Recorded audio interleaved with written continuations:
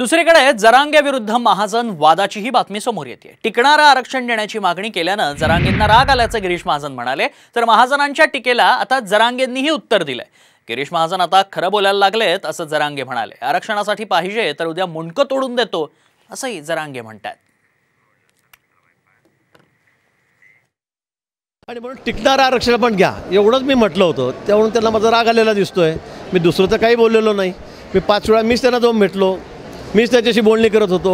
पण आता एखादा आपण शब्द बोललो आणि ती वस्तुस्थितीला धरून बोललो तरी त्यांना त्याचा एवढा राग आहे की प्रत्येक सभेमध्ये ते मलाच सदाभाऊ बोलतायत।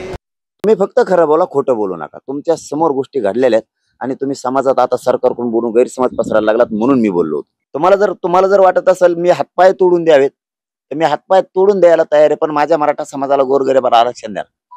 माझ्या मराठा समाजाच्या लेकराच्या वेदना तुम्ही का वाढवता?